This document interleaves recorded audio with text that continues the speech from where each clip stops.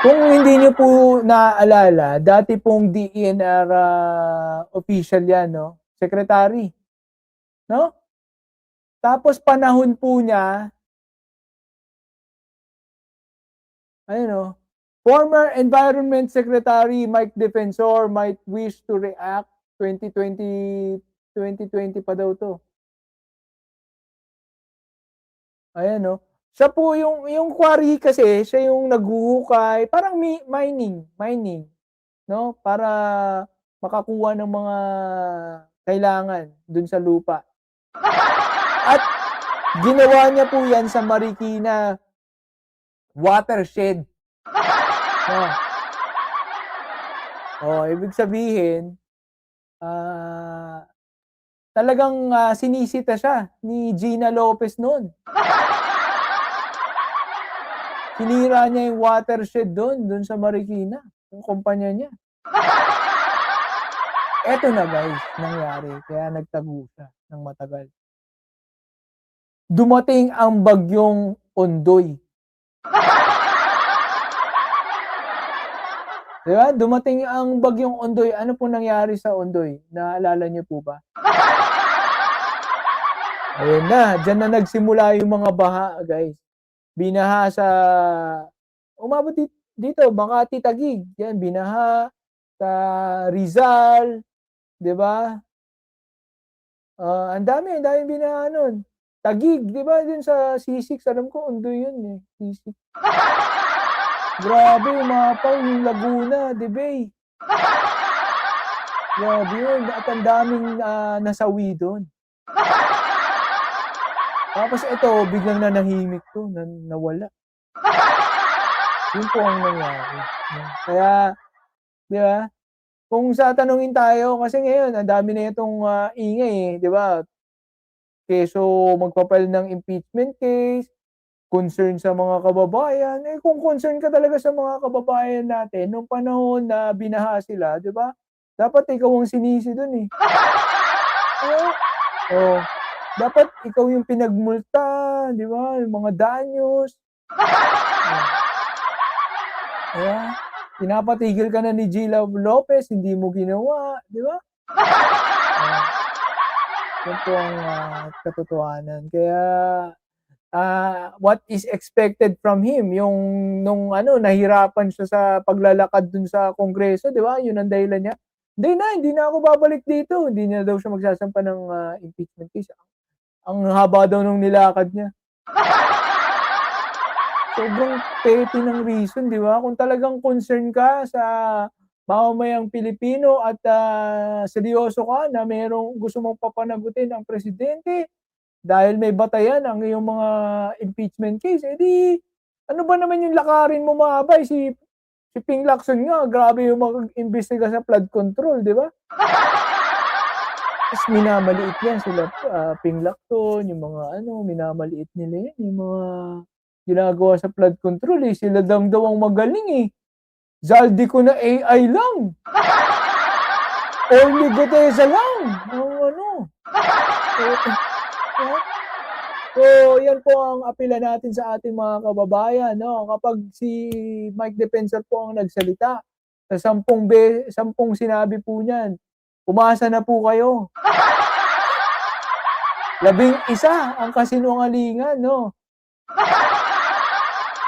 tindi niyan guys. Kaya ano na ako, eh, bilib na ako dito, eh. Gusto niyo naalala niyo ba yung Hello Garci? Yung Hello Garci, isa yan sa pumapel, eh. Saka, ang nangyari nun, tapos na, nag-sorry na si GMA. Tapos siguro mga ilang linggo na lumipas, pababa na yung issue. Saka siya lumabas na keso yung voice daw, yung, boses ni, GMA dun sa Hello Garci, ano lang daw, edited lang daw yun. Sinita siya ng mga kapwa niya Kongreso, papatay na nga yung issue, sabi sabi ng mga ibang congressman, "Papatay na nga yung issue, bubuhayin mo pa." Gano'n siya, eh, halata, eh.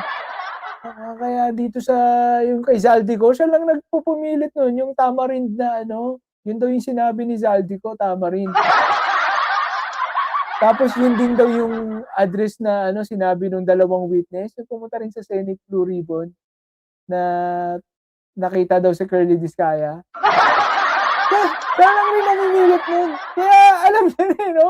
Minsan kahit hindi ano, eh, basta siya nanggaling, nakakaduda, eh, 'no? Malamang sa kanya rin galing yung dalawang witness. Oh, dapat hindi na siya yung nagsasalita ng mga gano'n kasi lalong nagiging obvious na parang tanim niya lang, 'no? Eh, kasi siya lang yung namimilit ng gano'ng naratibo, eh. Grabe, nakakatawa 'to si Mike Dutton. Ewan ko kung may naniniwala pa diyan 'no, sana yung mga kababayan natin sa Quezon City kasi balak nito tumakbo sa ano, eh, Quezon City. Kasi kasi patapos na yung termino ni ano, Joy Belmonte. So, agawan na ngayon sa Quezon City, malamang tatakbo 'tong mayor ulit. Ang problema ano, iboboto kaya siya? 'Pag binoto siya ng mga kababayan natin sa Quezon City, malamang bahain na naman sila 'no, parang Malaondoy.